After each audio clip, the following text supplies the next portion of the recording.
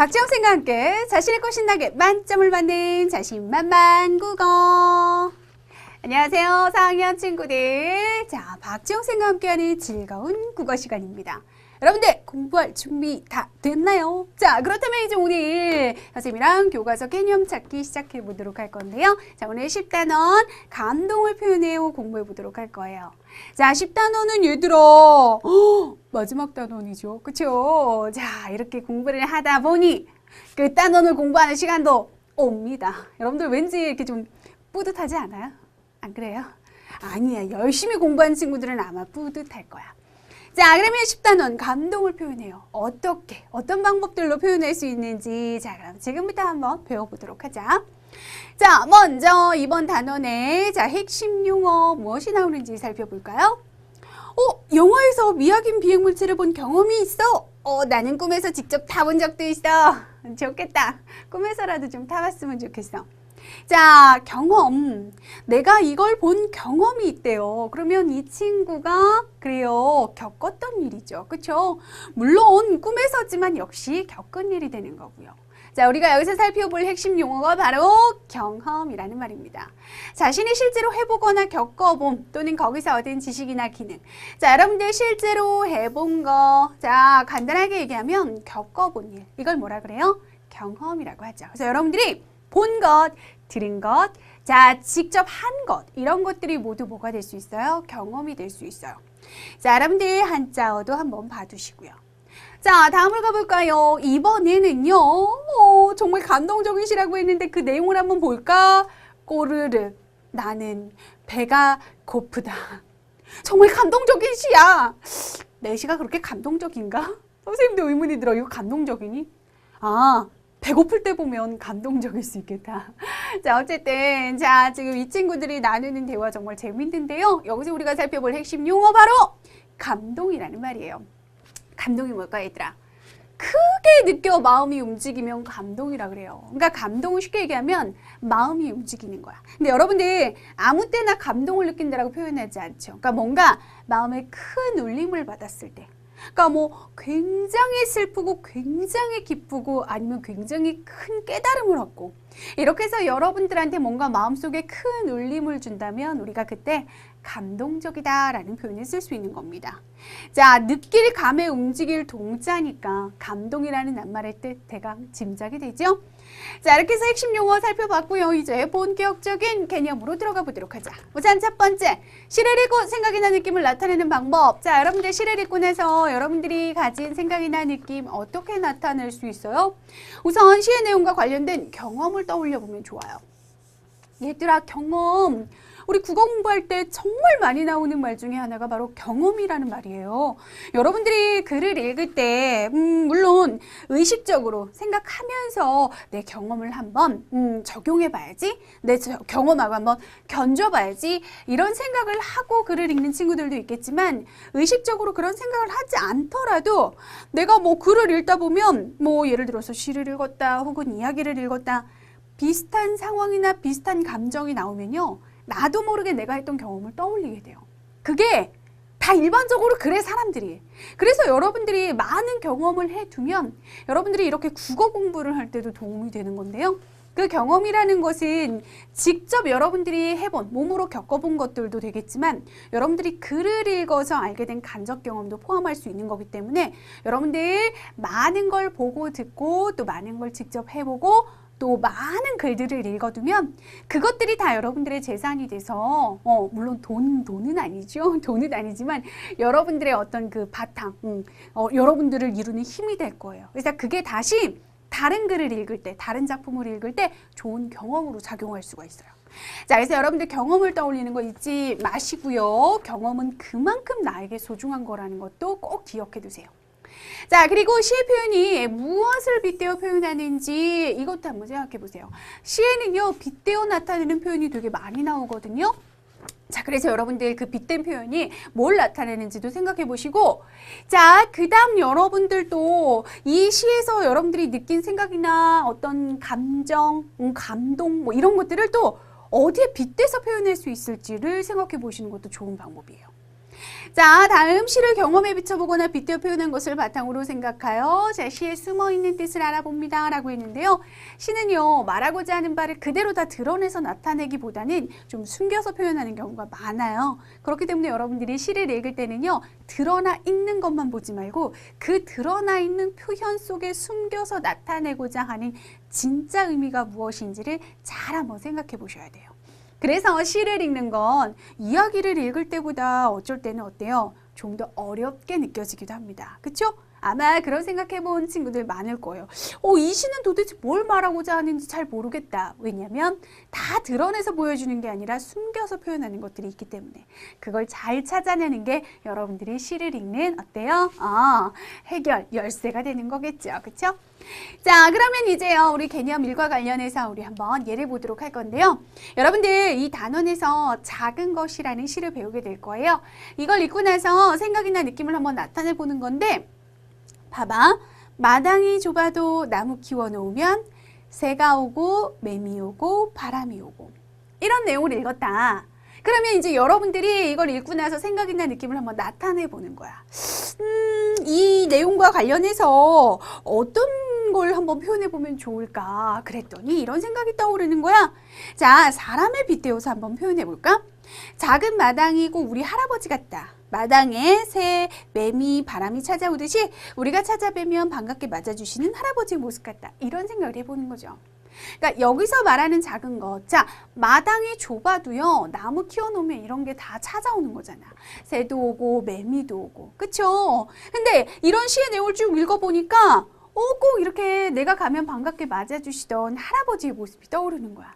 그래서 시에서 느낀 생각이나 느낌을 이렇게 자신의 할아버지 경험에 비추어서, 그리고 그와 관련한 사람에 빗대어서 이렇게 표현했다라는 거. 여러분들 생각이나 느낌을 이렇게 나타내 볼 수 있는 거예요. 어렵지 않겠죠? 지금 이렇게 예를 들어서 보여주는데 딱 정해진 방법이 있는 건 아니에요. 여러분들이 경험을 한번 잘 떠올려 보시고 또 그 경험과 관련 지어서 표현할 수 있는 게 있다면 관련 지어서 표현하는 것이 훨씬 좋다라는 걸 이렇게 예를 통해서 보여준 겁니다. 알겠어요? 자, 그럼 이번에는요, 두 번째 개념 가보도록 하자. 시를 읽고 느낀 점을 여러 가지 방법으로 표현하기. 자, 어떤 방법으로 표현할 수 있을까? 우선 앞에서도 계속 얘기했지만 시와 관련된 경험을 떠올려야 되겠죠. 그렇죠? 그리고 시에서 재미있는 표현이나 자, 감동적인 부분, 이건 사람마다 다 다를 거예요. 그렇죠? 이런 부분들을 한번 찾아보고요. 그때의 생각이나 느낌이 무엇인지를 좀 정리한 다음 이제 표현을 하는데 어떤 방법으로 표현할 수 있느냐? 그림으로도 표현할 수 있고요. 글로도 나타낼 수 있고요. 노랫말 등으로 표현할 수도 있어요. 자, 여기 없는데요. 몸짓으로 나타낼 수도 있죠. 그렇죠? 율동으로 표현할 수도 있잖아. 그러니까 지금 보여주고자 하는 건 시를 읽고 느낀 점을 표현하는 게 딱 정해진 방법이 있는 건 아니라는 겁니다. 여러분들이 내 생각이나 느낌을 가장 잘 표현할 수 있다라고 생각하는 방법을 선택해서 그 방법으로 나타내면 되고요. 또 얘들아, 뭐 어차피 하는 거 하기 싫은 방법으로 하는 것보다는 내가 좀 더 즐겁게 할 수 있는 방법을 잘 선택해서 하면은 훨씬 더 어때요? 재미난 활동이 되겠죠.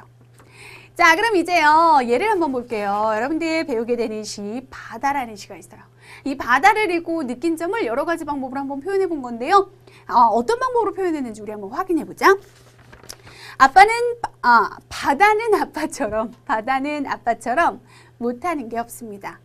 시뻘건 아침해를 번쩍 들어 올리시고 배들도 갈매기 떼도 둥실둥실 띄웁니다. 자, 바다라는 대상을 무엇에 빗대었어요? 아빠에 빗대어서 표현한 거야. 자, 바다는 아빠처럼이라고 했으니까 아빠에 빗대어서 표현했다라는 거 여러분들 확인할 수 있겠죠. 바다가 얘들아 바다 위로 이렇게 해가 떠오르잖아. 그치? 그래서 그거를 아침해를 번쩍 들어 올린다라는 표현을 한 거고 바다 위에 배가 떠다니죠. 그리고 바다 위에 갈매기떼 날아다니죠. 그래서 그걸 배들을 들어 올린다. 갈매기떼도 띄운다. 이런 식으로 표현을 한 거예요.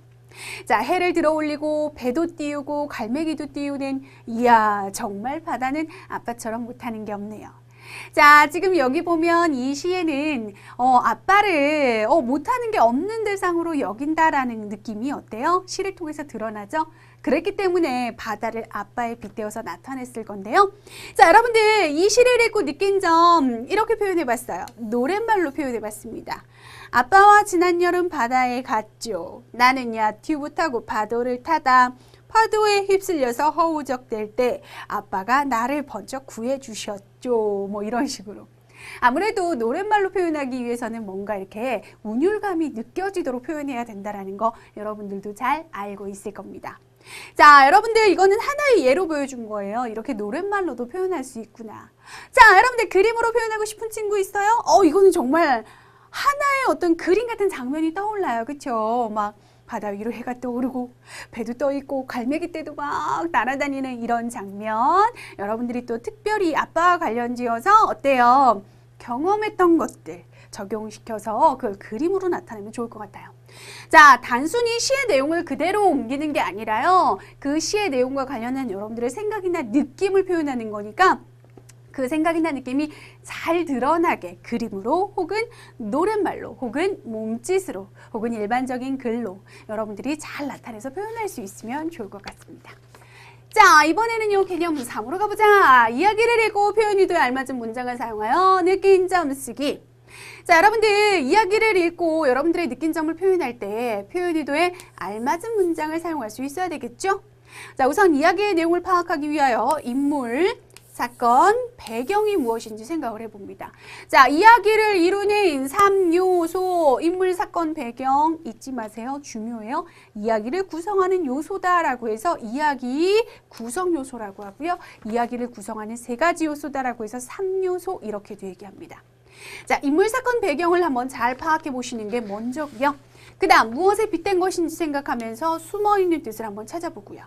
또 자신의 생각을 나타내기에 알맞은 문장의 종류를 생각해요. 뭐 설명하는 문장도 있을 테고 느낌을 표현하는 문장도 있을 테고 뭐 묻는 문장도 있을 테고 이런 여러 문장의 종류들은 우리가 이미 배웠습니다. 그런 알맞은 문장의 종류를 잘 생각해 보시고 알맞은 문장을 사용해서 뭐 하면 돼요? 느낀 점을 쓰면 되겠죠. 그렇죠?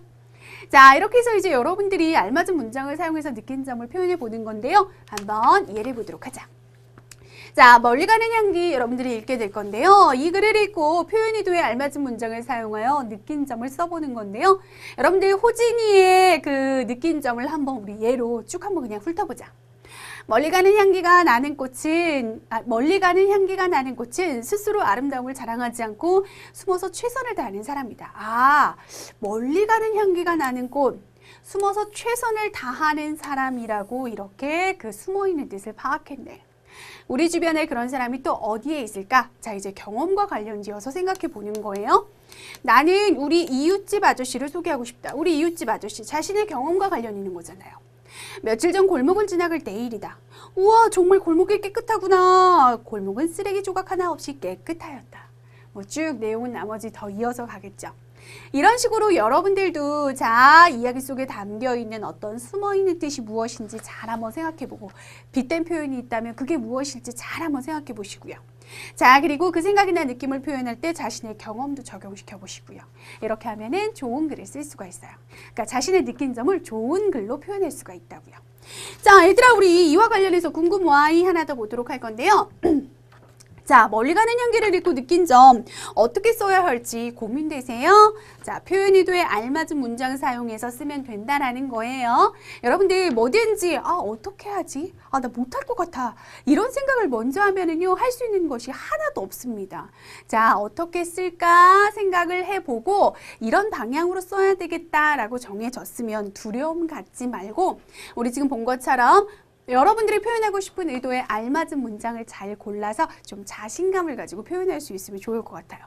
왜냐면 여러분들 이야기나 시를 읽고 여러분들이 각자 갖게 되는 생각이나 느낌은요, 누군 맞고 누군 틀리다 이렇게 말할 수 있는 건 아니에요. 그렇기 때문에 여러분들이 내가 말하는 생각이나 느낌이 틀리면 어떡하지?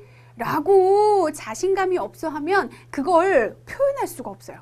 여러분들이 갖게 되는 생각이나 느낌 각자 다 의미 있는 거니까 그걸 좀 자신감 있게 표현할 수 있는 그런 연습을 해보는 것도 좋을 것 같습니다. 알겠죠? 자, 이번에는요, 개념 4번째, 이야기를 읽고 느낀 점을 여러 가지 방법으로 표현하기. 자, 자신의 경험이나 생각을 바탕으로 해서 느낀 점을 글로 쓰고요. 재미있는 장면을 떠올리면서 그림으로 그려보기도 하고요. 또 등장인물에게 하고 싶은 말이 있다면 편지로 써보기도 하고요. 자, 그 밖에 여러 가지 방법, 다양한 방법으로 표현해 볼 수 있어요. 자, 여기는 지금 글로 쓰는 방법, 그림으로 그리는 방법, 그리고 편지를 쓰는 방법들을 보여주고 있는데 이 밖에도 여러 가지 방법 있죠. 여러분들이 잘 선택해서 재미있게 표현하는 그런 활동 해보시면 좋을 것 같습니다. 자, 그럼 예를 한번 볼까요? 웃음총을 읽고 느낀 점을 여러 가지 방법으로 표현했는데 딱 보니까 뭐예요? 그림이네. 그치? 웃음총을 읽고 여러분들 이렇게 그 느낀 점을 그림으로 표현한 거예요. 자, 우리 궁금아이 한번 살펴볼 건데요. 웃음총을 읽고 나서 여러분들 그림으로 표현하고 싶은데 어떻게 나타내면 될까라고 생각하는 친구들이 있다면요. 나에게 웃음총이 있다면 어떤 재미있는 일이 일어날지 한번 상상을 해보세요. 그렇게 해서 상상하는 여러분들의 어떤 그 상상하는 내용을 그림으로 그려보시면 아주 재미나게 표현할 수 있을 겁니다. 꼭 이렇게만 해야 된다라는 건 아닌 거 알고 있죠? 그렇죠? 그림으로 표현할 때 이것만 주의하세요. 뭐 노랫말도 마찬가지고 글을 쓰는 것도 모두 다 사실 마찬가지입니다. 자, 이야기나 시의 내용을 그대로 옮겨서 표현하는 게 아니라 그 이야기나 시에서 얻은 여러분들의 감동, 여러분들의 느낀 점, 그걸 나타내야 된다는 거예요. 알겠죠? 그것만 주의하시면 다양한 방법 중에서 여러분들이 하나 선택해서 아주 재미있는 활동을 만들어갈 수 있을 것 같습니다. 자, 이렇게 해서 선생님이랑 이제 개념은 다 살펴봤고요. 이제 개념을 확인하는 개념 잡는 확인 문제 들어가 보자. 자, 시를 읽고 생각이나 느낌을 나타내기 위해 시의 내용과 관련된 무엇을 떠올리면 좋다라고 했어요? 뭘 떠올리면 좋습니까? 시의 내용과 관련된 여러분들의 경험, 그치? 여러분들이 본 것, 들은 것, 자, 그리고 여러분들이 직접 한 것, 이런 것들 한번 떠올려 보시면요. 자, 여러분들이 그 생각이나 느낌을 잘 나타낼 수 있을 거예요. 내가 직접 경험한 것만큼 쉬운 게 없거든, 얘들아. 그래서 그 경험과 관련 지으면 좀 더 나타내기 좋을 겁니다. 자, 다음 넘어가서요. 이번에는 시를 읽고 느낀 점을 여러 가지 방법으로 표현할 때 주의할 점으로 알맞은 것에 동그라미 표해볼까요? 자, 시에서 재미있는 표현 찾는다. 맞네, 그치? 자, 2번 생각이나 느낌은 글로만 표현한다. 에이, 언제 글로만 표현하라고 그랬어요? 아니에요. 그림으로 표현해도 되고요. 노랫말로 표현해도 되고요. 심지어 춤으로 나타내도 돼요. 알겠죠? 그래서 글로만 표현한다? 아닙니다. 자, 그래서 여기 1번에다가 동그라미 하시면 되겠죠. 됐어요? 자, 다음 넘어가 보자. 자, 네모 안에 들어갈 알맞은 말을 쓰라고 했는데요. 이야기를 읽고 느낀 점을 표현할 때는 무엇에 빗댄 것인지 생각하며 숨어있는 뜻을 찾고 자신의 생각을 나타내기에 알맞은 뭘까요? 알맞은 문장. 알맞은 문장을 사용하여 느낀 점을 쓴다. 혹은 얘들아, 문장의 종류라고 해도 말이 돼요. 다시 한번 읽어볼까? 이야기를 읽고 느낀 점을 표현할 때는 무엇에 빗댄 것인지 생각하며 숨어있는 뜻을 찾고 자신의 생각을 나타내기에 알맞은 문장의 종류를 사용하여 느낀 점을 쓴다. 이렇게 해도 된다고요. 문장 혹은 문장의 종류라고 쓰시면 빈칸에 알맞은 말이 되는 거예요. 됐죠? 자, 문제 하나 더 볼게요. 이야기를 읽고 느낀 점을 표현하는 방법으로 알맞지 않은 거. 자, 재미있는 장면을 그림으로 그려야지. 좋아. 주인공에게 하고 싶은 말을 편지로 써야지. 역시 좋은 방법이에요. 글이나 그림 등 다양한 방법으로 표현해야지. 그래요. 그 다음 4번. 이야기와 관련 없어도 신나는 일을 시로 써야지.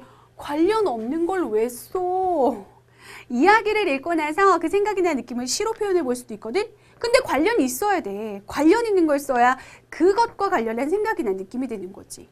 자, 그럼 4번 틀렸고요. 5번 내 경험이나 생각을 바탕으로 느낀 점을 글로 써야지. 그래요, 좋아요. 그래서 아닌 거, 알맞지 않은 거는 바로 4번이 알맞지 않은 것이 되겠네요. 관련 있는 내용을 써야 한다는 거 잊지 마시고요. 자, 여기까지 오늘 공부 내용 마칠게요. 여러분들 수고 많았습니다.